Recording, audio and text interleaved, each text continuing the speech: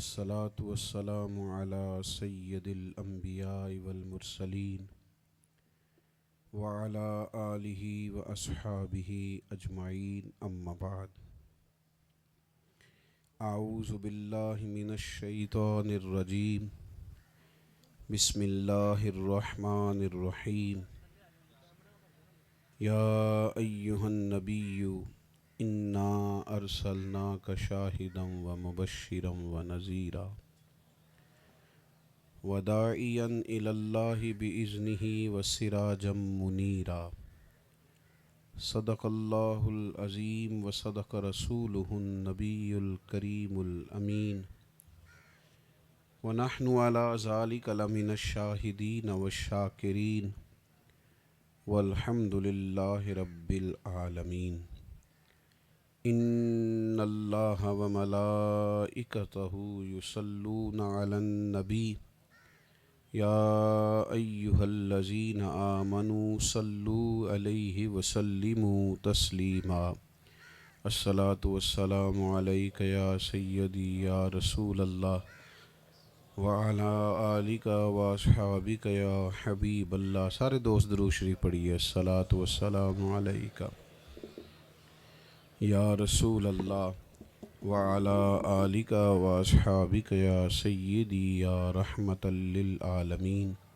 اللہم صلی علی سیدنا و مولانا محمد معدن الجود والکرم وآلہ وصحبہ وبارک وسلم۔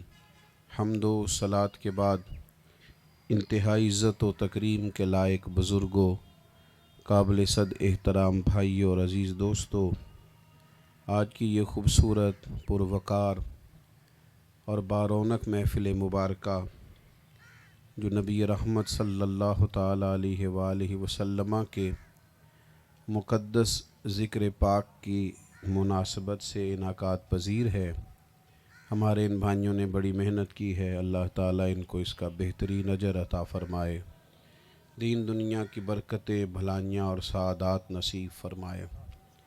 دنیا کے اندر وہ لوگ بہت زیادہ کمزور ہوتے ہیں جو عقائد اور نظریات کے لحاظ سے کمزور ہو جاتے ہیں۔ بہت بڑا قد ہو، بہت وسیع جثہ ہو، لیکن اگر انسان ذہنی طور پر کمزور پڑ جائے تو اس کی ساری طاقتیں بیکار ہو جاتی ہیں، اور بظاہر انسان کمزور سا ہو، سادہ سا ہو، وجود بھی اس کا بظاہر بہت زیادہ وزنی نہ ہو، لیکن اگر وہ ذہنی طور پر طاقتور ہو، اپنے مزاج کے لحاظ سے اگر وہ مضبوط ہو، ذہنی اور فکری عقائد اس کے پختہ ہوں، تو وہ بندہ طاقتور ہوتا ہے۔ اللہ تعالیٰ نے نبی پاک صلی اللہ تعالیٰ علیہ وسلم کو داعیہ الی اللہ بنا کے بھیجا۔ نبی پاک علیہ السلام نے لوگوں کے عقائد مضبوط کر دیے۔ میری طرف توجہ ہے آپ دوستوں کی؟ اب سب ٹھیک ہے جی؟ بالکل اطمینان سے اب بات سنیں، اللہ آپ کو جزائے خیر دے۔ نبی کریم صلی اللہ تعالیٰ علیہ وآلہ وسلم کے بارے میں اللہ تعالیٰ نے قرآن مجید میں فرمایا کہ وداعیا الی اللہ بإذنہ وسراجا منیرا۔ ہم نے اپنے محبوب کو اللہ کی طرف دعوت دینے والا بنا کے بھیجا ہے، اللہ کے حکم کے ساتھ، اور چمکتا ہوا آفتاب بنا کے بھیجا۔ نبی کریم علیہ السلام داعیہ الی اللہ ہیں۔ حضور علیہ السلام نے لوگوں کے عقائد کو مضبوط کیا، ذہن کو توانا کیا، سوچوں کو پختہ کیا۔ یعنی حضور علیہ السلام نے بیسیوں بتوں کے سامنے جھکنے والے عرب کے لوگوں کو یہ عقیدہ دیا کہ اللہ وحدہ لا شریک ہے۔ حضور نے فرمایا تمہارا رب ایک ہے، تمہارا خالق بھی وہی ہے، رازق بھی وہی ہے۔ وہ جب چاہتا ہے انسان دنیا میں آتا ہے، اور جب تک اس کا حکم نہ ہو، مشیت نہ ہو، کوئی آدمی دنیا سے جاتا، یعنی زندگی اور موت اس کے دست قدرت میں۔ جب یہ عقائد پختہ ہوتے ہیں نا ذہن میں،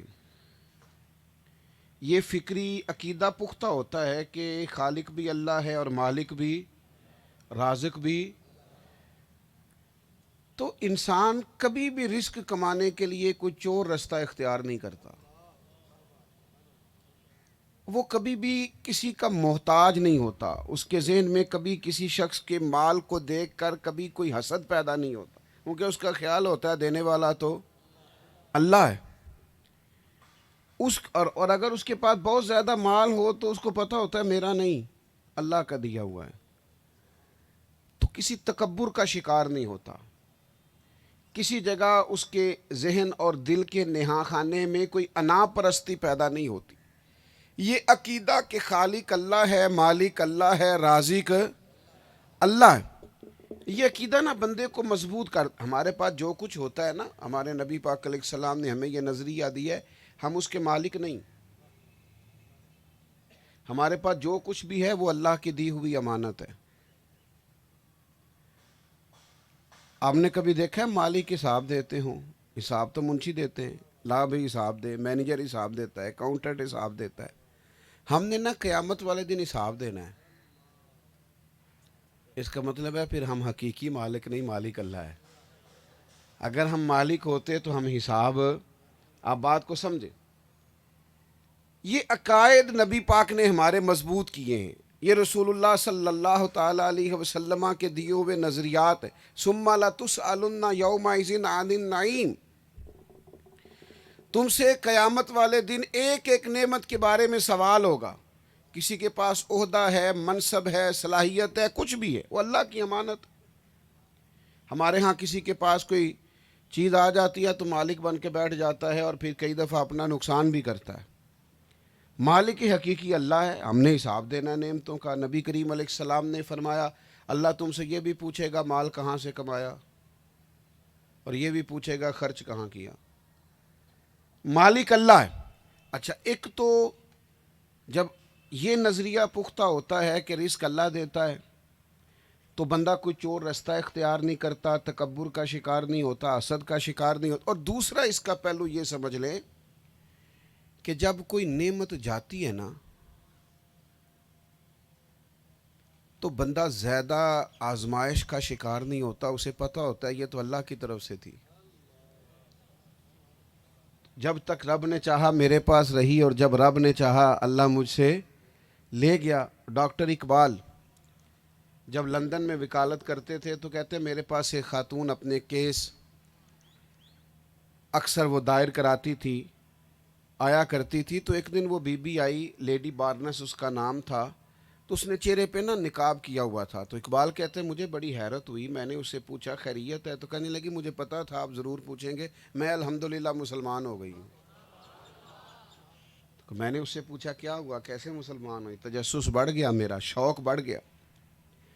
تو وہ کہنے لگی میں نا چھوٹی چھوٹی باتوں پہ ڈپریشن میں چلی جاتی تھی، ذرا ذرا سی بات پہ میرے ہاتھ پیر پھولنے لگتے تھے، انجانا خوف ہر وقت ستاتا تھا۔ حالانکہ میں ہوٹل چلاتی ہوں، ٹھیک ٹھاک پیسے میرے پاس، میرا شوہر بھی بہت بڑی نوکری کرتا ہے، اولاد ہماری ہے کوئی نہیں، بڑی وسعت ہے، لیکن ذرا ذرا سی بات پہ پریشان ہو جانا یہ آج بھی کچھ لوگوں کا مسئلہ ہے۔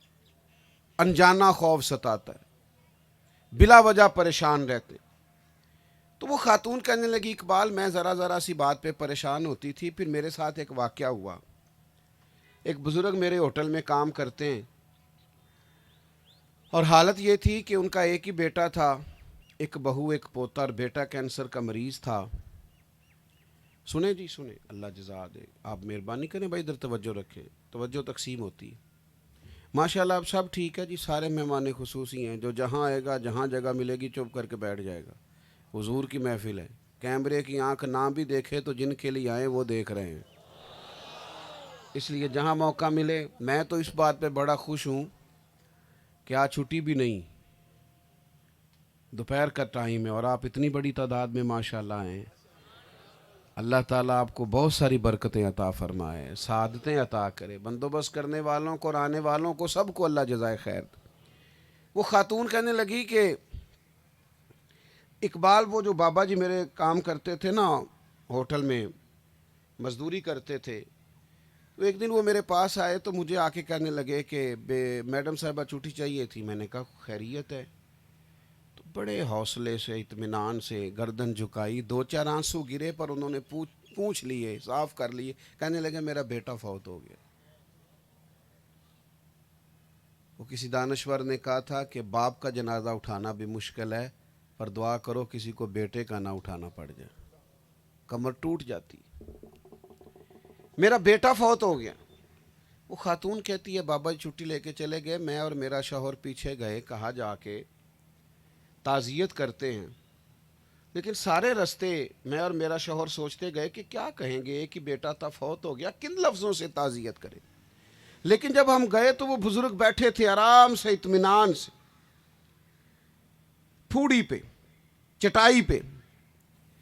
تو ہم نے جا کے کہا کہ بزرگوں آپ کا تو ایک ہی بیٹا تھا, کیا تعزیت کریں, اور آپ مسلمان ہیں, ہم عیسائی ہیں, کن لفظوں سے تعزیت کریں. تو کہتے ہیں ان بزرگوں کے لفظوں میں بلا کا صبر, حوصلے کا سمندر, دل دریا سمندروں ڈونگے کون دلاں دیاں جانے.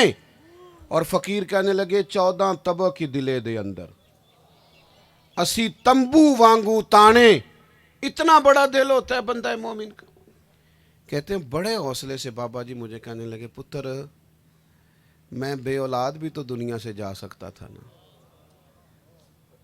میرے رب نے پہلے بیٹا دیا ہے, پھر اس کی شادی ہوئی ہے, پھر اس کا بیٹا ہوا ہے, تو میں بڑا راضی ہوں. جب تک رب نے چاہا بیٹا رہا, پھر جب چاہا وہ لے گیا. اللہ اکبر.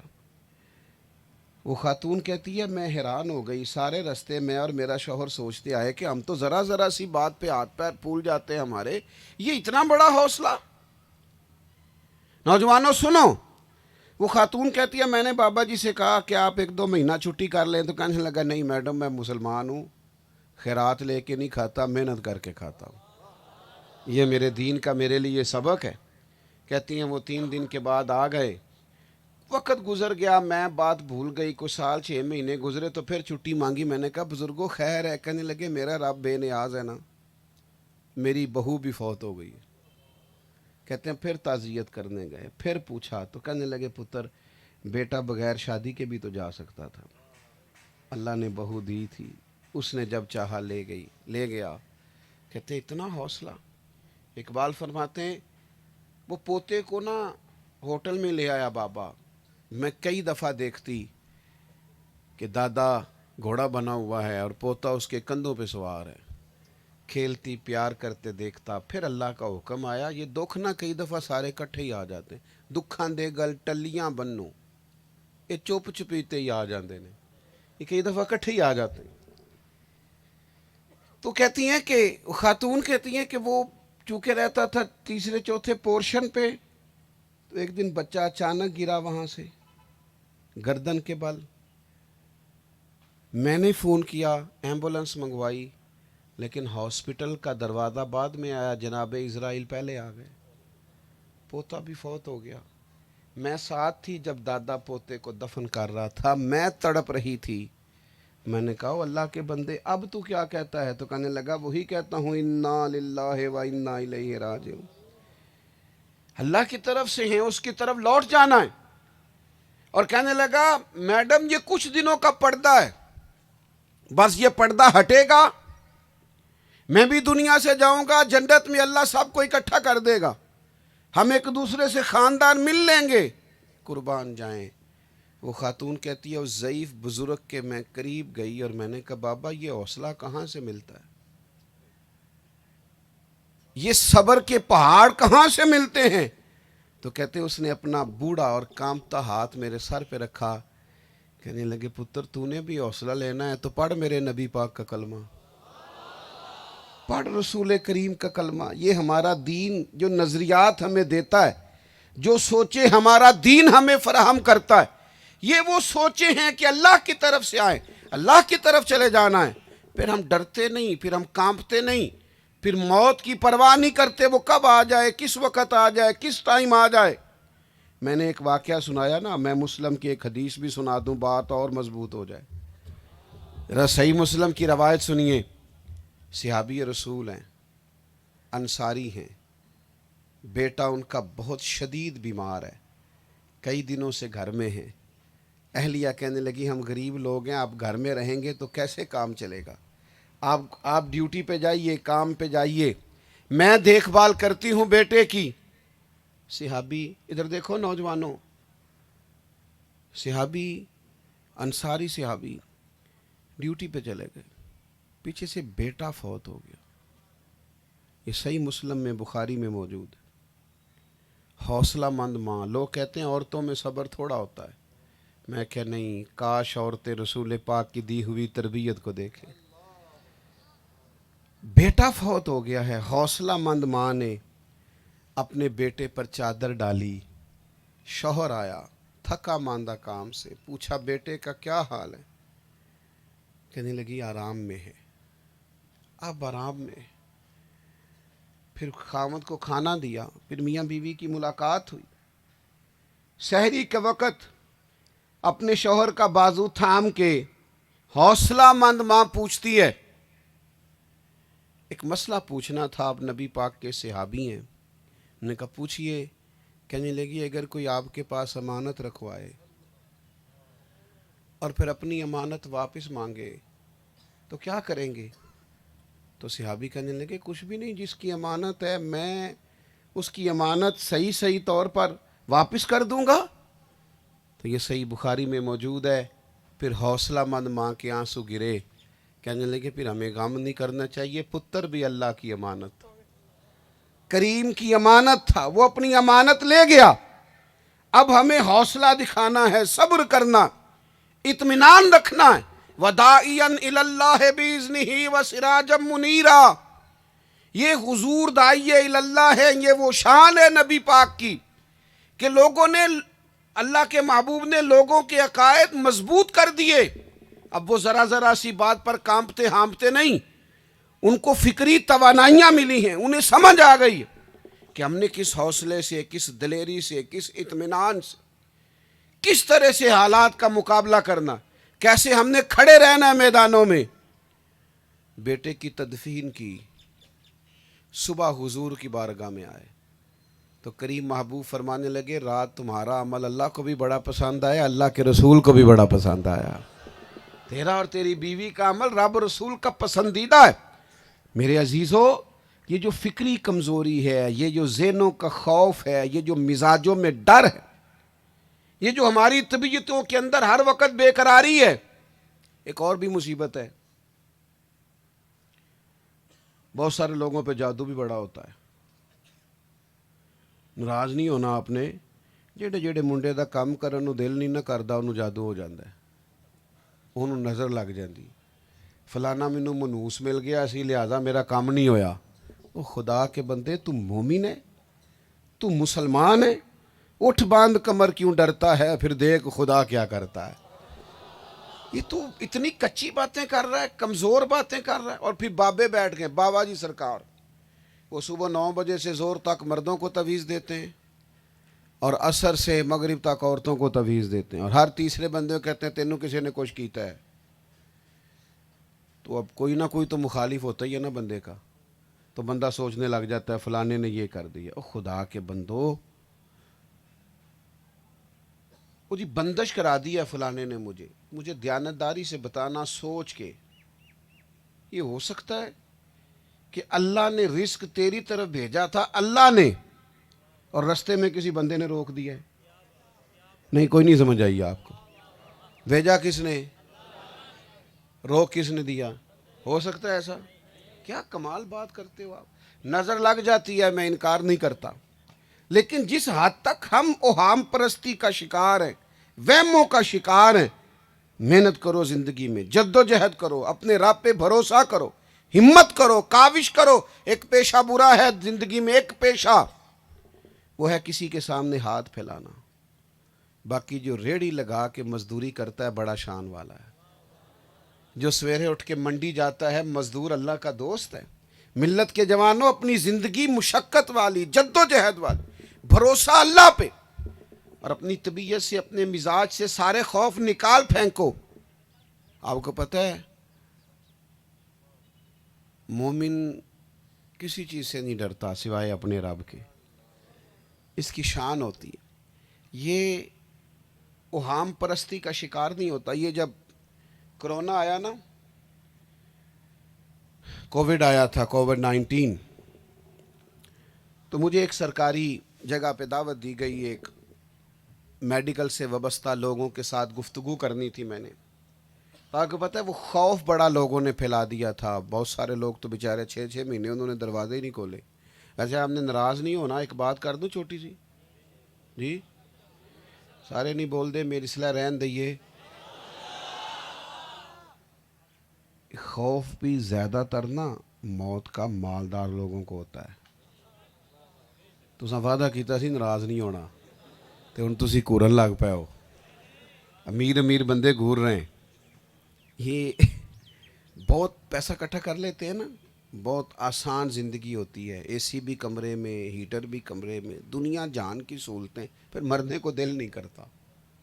صحیح کہہ رہا ہوں آپ.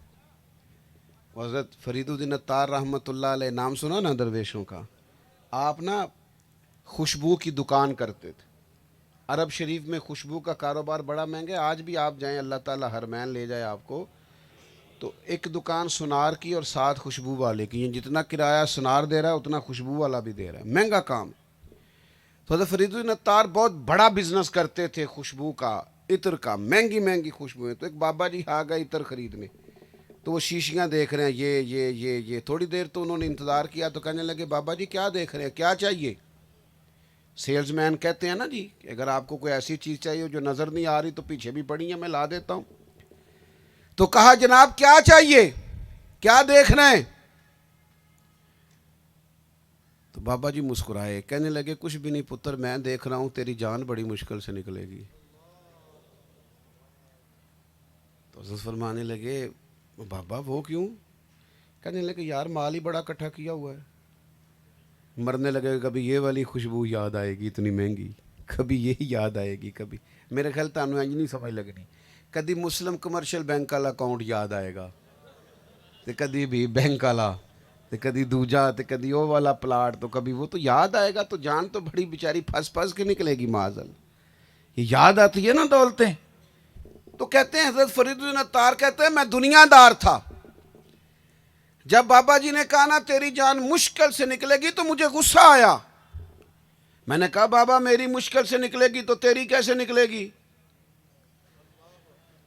تو کہتے ہیں بابا جی نے کعبے کی طرف منہ کیا، زمین پہ لیٹے، کلمہ پڑھا، روح پرواز کر گئی. عرش فرشتے بانگاں ملیاں، مکے پہ گیا شور، بلے شاہ سا نہیں مرنا، جا مر گیا ہی کوئی اور. نالے وارث شاہو کدوں مر دے جنہ کیتیاں نیک کمائیاں نے. بابا کہنے لگا میری اس طرح نکلے گی، روح پرواز کر گئی. تو میرے عزیز یہ خوف، یہ بے چینی، یہ بے قراری، یہ ڈر، کبھی غربت کا، کبھی موت کا، کبھی بیماری کا، کبھی جناب لوگوں کے ناراض ہونے کا، یہ مومن کی شان نہیں. مضبوط نظریات، مضبوط سوچیں. میں آپ کو بات بتا رہا تھا کہ کرونا آیا تو ایک سرکاری ادارے میں مجھے کہا گیا کہ آپ ذرا ان کو تھوڑا سا کتاب و سنت کی روشنی میں قائل کریں. لوگ ڈر بڑے رہے ہیں، ڈاکٹر اور یہ سارا سٹاف میڈیکل کا. تو میں نے نا وہاں گفتگو شروع کی، چند باتیں میں نے کی. تو ایک مجھے وہاں سے صاحب کہنے لگے جی مجھے نا گھٹن سے بڑا ڈر آتا ہے، جگہ بند ہو تو میرا نا، میں تو جہاز میں نہیں بیٹھتا، مجھے خوف آتا ہے کہ اس کی کوئی کھڑکی کھلی نہیں ہے، کوئی کھڑکی کھلی ہوئی ہو تو مجھے، تو قبر تو ساری بند ہوتی ہے.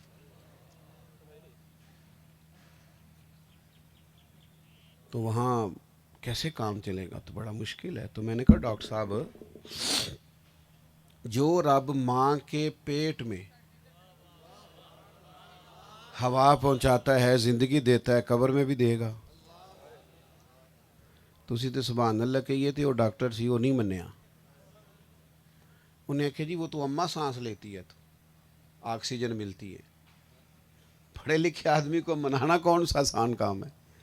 اس نے کہا جی اماں سانس لیتی ہے اور آکسیجن لیتی ہے، ہوا تو وہ بچے کو ملتی ہے. تو قبر میں تو چاروں طرف سے بند ہوگا، کیسے سانس آئے گی؟ تو اللہ بعض اوقات بندے کے ذہن میں باتیں ڈالتا ہے نا. ویسے تو ہم کوئی بہت بڑے آدمی نہیں. تو میں نے ان سے کہا ڈاکٹر صاحب وہ جو انڈے سے بچہ نکلتا ہے وہاں کون سانس لیتا ہے؟ نہیں سمجھ آئی بات کی؟ کوئی سوراخ ہوتا ہے چاروں جانب؟ کتنا پیارا بچہ نکلتا ہے. تو میں نے کہا جو رب وہاں نور دیتا ہے نا، وہاں سکون دیتا ہے نا، میں نے کہا ہماری قبریں کھڈے نہیں، گڑے نہیں. رب ہمیں بچائے اپنی نافرمانی سے، اپنے محبوب کی نافرمانی سے. مومن کی قبر، 1 منٹ کے لیے سوچنا ہے آپ نے، جو بہت خوف طاری ہے نا موت کا، یہ سوچنا ذرا. یعنی ایک یہ ہے کہ قبر چاروں جانب سے بند ہے، کھڈا ہے، کوئی آکسیجن نہیں، ہوا نہیں، اور 1 منٹ کے لیے رک کے سوچئے گا کہ قبر باغ ہے، اور معمولی باغ نہیں، جنت کے باغوں میں سے باغ ہے. تو مجھے بتائیے باغ میں جاتے ہوئے ڈر لگتا ہے؟ اور جنت کے باغوں میں سے باغ، اور باغ اتنا سونا ہے کہ جس میں پہلی آنکھ کھلے گی تو پہلی زیارت ہی مدینے والے محبوب کی نصیب ہوگی صلی اللہ تعالی علیہ وسلم. آج پھولے نہ سمائیں گے کفن میں آسی، قبر کی رات ہے ان سے ملاقات کی رات، قبر کی رات ہے ان سے. اور کسی شاعر نے کہا تھا پس مردن فرشتوں نے جو تلاشی لی تو کیا نکلا؟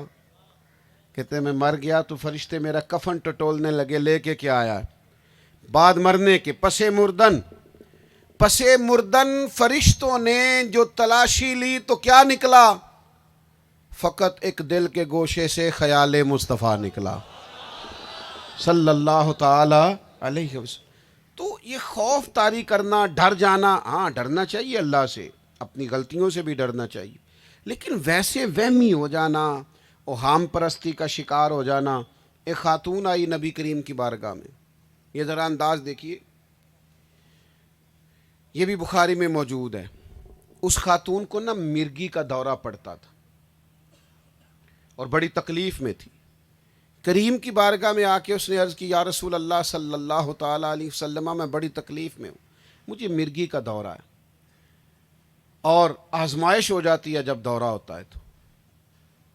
تو حضور علیہ الصلوۃ والسلام، کریم کا آستانہ شفاؤں کا سب سے بڑا خزانہ ہے، وہاں تو جو بھی جاتا حضور لعاب دہن لگاتے، اللہ شفا عطا کر دیتا، ہر مریض کو شفا ملتی، ہر ایک پہ کرم ہوتا، ہر ایک پہ نظر رحمت ہوتی، سب کو رسول کریم نوازتے.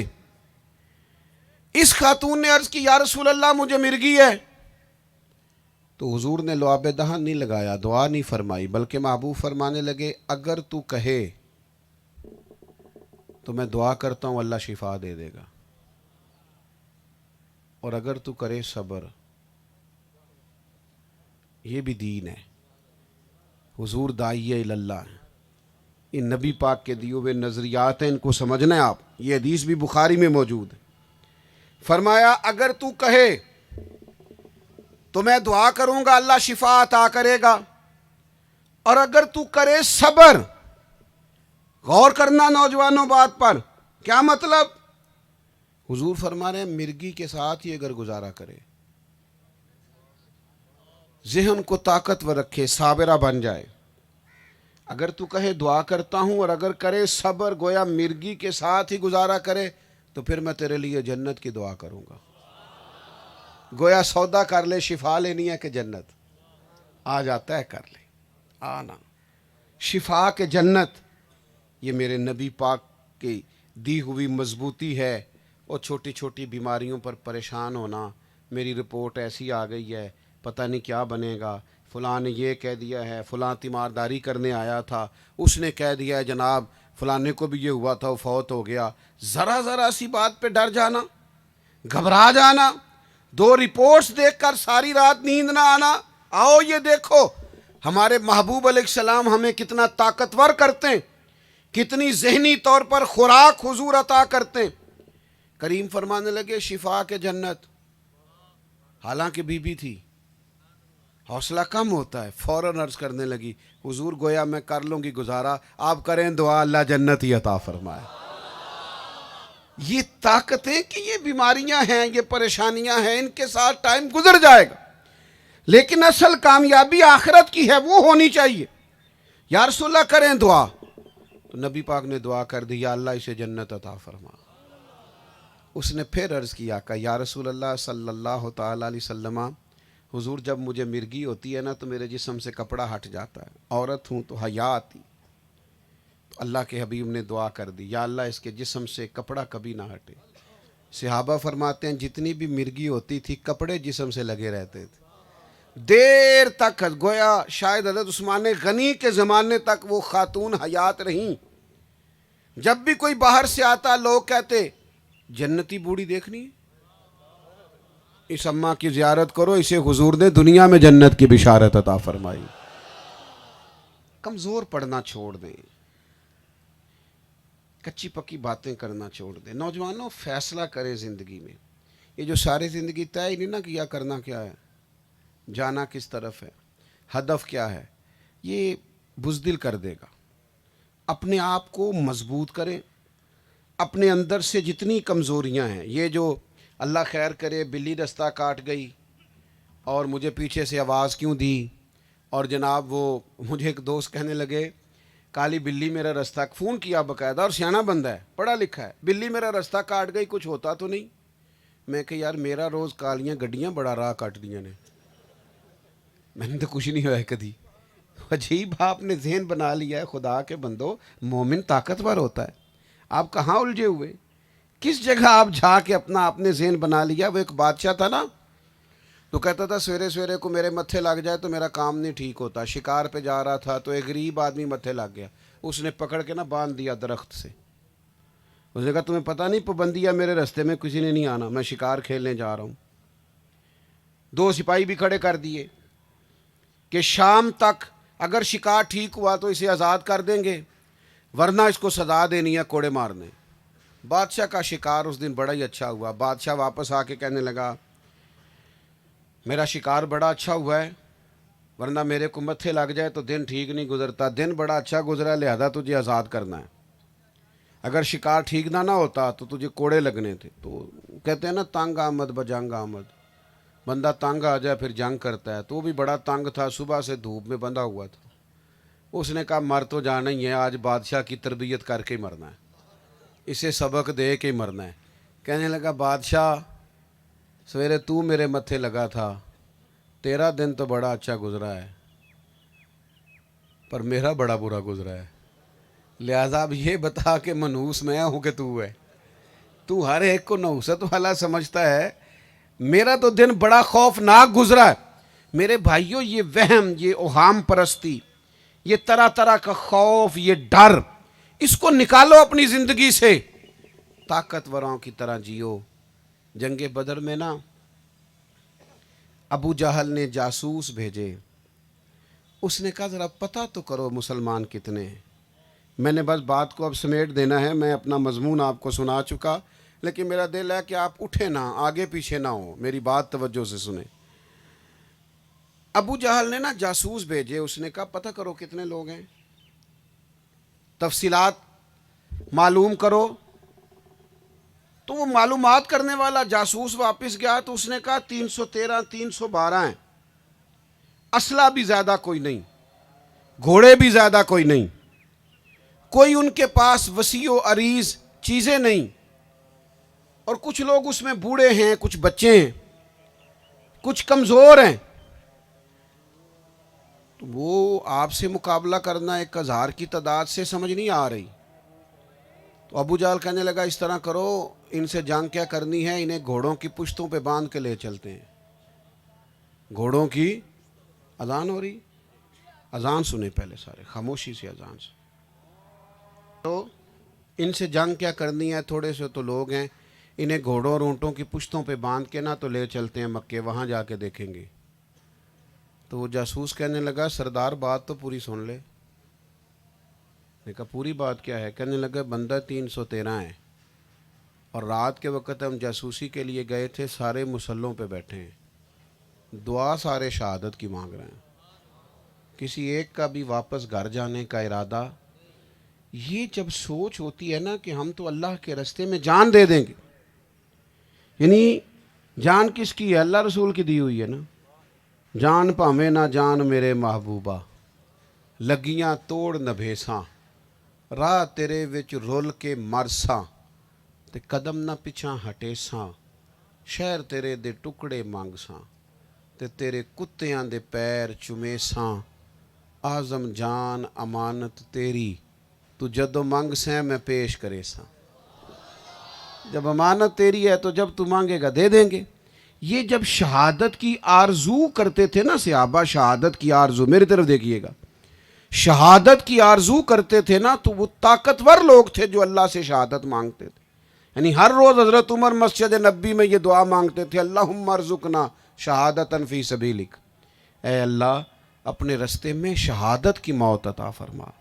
یہ ان لوگوں کا طاقتور ہونے کا مزاج تھا کہ حضرت انس بن نضر رضی اللہ تعالیٰ عنہ میدان احد میں صحابہ کو پکار رہے تھے، ادھر آؤ ادھر آؤ ادھر آؤ، جنت سے، احد سے مجھے جنت کی خوشبو آ رہی ہے۔ میرے عزیزو، یہ ڈرنا، یہ خوف زدہ رہنا، یہ پریشان رہنا، یہ الجھے ہوئے رہنا، یہ فکری طور پر ہر وقت آزمائش میں رہنا، یہ کوئی کمال کی بات نہیں ہے۔ ایک اذان کا جواب دینا ضروری ہوتا ہے، وہ ہم دے چکے۔ آپ دو ایک باتیں سن لیں، دعا کی طرف بڑھتے ہیں۔ اپنے آپ کو ہر لحاظ سے مضبوط کریں۔ جو نظریات ہمیں ہمارے نبی کریم علیہ السلام نے دیے، ان نظریات کی روشنی میں اپنے ذہن کو اور اپنی آنے والی نسل کو مضبوط زندگی دیں۔ ڈری ہوئی زندگی، سہمی ہوئی زندگی، خوف والی زندگی، بیماری سے پریشانی، کاروبار نہیں ہے تو پریشانی۔ اچھا، میں اکثر دوستوں سے کہا کرتا ہوں کہ ضرور رزق کماؤ، بڑا وسیع کماؤ، رزق حلال کمانا اچھا ہے، دوسروں کی مدد بھی کرو، بڑی خوب بات ہے، لیکن اگر آپ نے ساری محنت کی ہے اور پھر بھی کام نہیں نہ چلا آپ کا، تو پھر گھبرانے کی ضرورت نہیں۔ دولت بہت زیادہ قیمتی ہوتی تو سب سے زیادہ سیدہ عائشہ صدیقہ کی تجوری میں ہوتی، حضرت فاطمہ کی تجوری میں ہوتی، تو نبی پاک نے تو رکھا نہیں۔ ہمیں حوصلہ دیا رسول کریم علیہ السلام کہ کم پیسے بھی ہوں تو گزارا ہو جائے گا، لیکن کسی بات میں بھی مایوس ہونا، پریشان ہونا، تکلیف میں آنا، یہ درست۔ اور جو آخری پیغام آپ کو دینا ہے وہ یہ ہے کہ اگر زندگی بڑی غلطیوں میں بھی گزری ہے نا، نہ چاہتے ہوئے بھی گناہ ہو گئے، تو میرا رب کہتا ہے تم نے میری رحمت سے مایوس نہیں ہونا۔ لا تقنطوا من رحمت اللہ، تم نے میری رحمت سے مایوس، یا اللہ کیا ملے گا؟ فرمایا ان اللہ یغفر الذنوب جمیعا، اللہ سارے گناہ معاف کر دے گا۔ اللہ سارے گناہ، جس عمر میں دیکھیں نا، جس کی جب آنکھ کھلتی ہے اس کی وہی سویر ہوتی ہے۔ واپس آئیں اپنے دین کی طرف، واپس آئیں پیغام کتاب و سنت کی طرف۔ اگر زندگی میں کبھی وقت نافرمانیوں میں، غلطیوں میں گزر گیا ہے تو کیا ہوا، ہو جاتی ہیں کمیاں انسانوں سے، لیکن مایوس نہ ہو، خوف زدہ نہ ہو، یہ ذہن نہ بنائیں کہ اتنا وقت گزر گیا، رب بڑا کریم ہے، بڑا ہی کریم ہے۔ وہ بھی ایک صحابی تھے جنہوں نے کلمہ پڑھا، چند گھنٹے کے بعد جہاد کیا، شہید ہو گئے، نہ کوئی نماز پڑھی، نہ کوئی روزہ رکھا، نہ کوئی خیرات کی، صرف کلمہ پڑھا، ادھر شہادت ہو گئی۔ اللہ کے محبوب فرمانے لگے دیکھو عمل تھوڑا کیا، اجر زیادہ پا گیا ہے۔ تو میرے عزیز، آ جائیں دین کی طرف، آئیں، جس وقت بھی آنکھ کھلے، جس حال میں بھی کھلے، جس ٹائم بھی موقع بن جائے، احساس ہو جائے، ندامت پیدا ہو جائے، دین کی طرف آئیں، مایوس نہ ہوں۔ حضور تو دنیا میں آئے ہی خوشخبریاں دینے کے لیے، نبی پاک تو خوشخبری دیتے تھے، حضور تو گناہ گاروں کو خوشخبری دیتے، کرم فرماتے، مہربانی کرتے، جو آتا محبوب فرماتے آ جا دروازہ کھلا ہے، آ جا۔ حضرت امیر حمزہ رضی اللہ تعالیٰ عنہ کو شہید کرنے والا واشی آیا، حضرت واشی نے عرض کی حضور میری بھی توبہ قبول ہو جائے گی؟ تو گویا فرمایا آ جا، سچی توبہ کر، رب تجھے بھی معافی عطا کر دے۔ تو میرے بھائی، مایوس نہیں ہونا، پریشان نہیں ہونا۔ کوئی بھی زندگی میں کمزوری ہے تو اس کو ذہن پر سوار نہیں کرنا، اپنے اعصاب کو طاقتور رکھیں، مضبوط ہو کر آگے چلیں۔ اپنے بچوں کے سامنے کبھی کوئی بزدلی والی بات نہ کریں، کبھی بھی۔ کبھی ان کو نہ کہیں کہ اسی ماڑے لوگوں کہاں اسی تو نہیں نہ آگے جا سکتے، وہ ہمارا تو بچہ نہیں نا. یہ اپنے بچوں کو بزدل، کمزور، مایوس نہیں بنانا. انہیں کہ بیٹے محنت کریں، جو محنت کرتا ہے اللہ تعالیٰ اس کی مدد کرتا ہے، جو محنت کرتا ہے اللہ اسے نواز دیتا ہے، جو محنت کرتا ہے اللہ تعالیٰ اسے عطا کرتا ہے. تو میرے عزیز، ہر طرح سے اپنے آپ کو طاقتور رکھیں. یہی حضور کی دی ہوئی تعلیم ہے اور یہی نبی پاک کا دیا ہوا عقیدہ ہے. اللہ سمجھنے کی توفیق دے. اللہم صلی علی سیدنا و مولانا محمد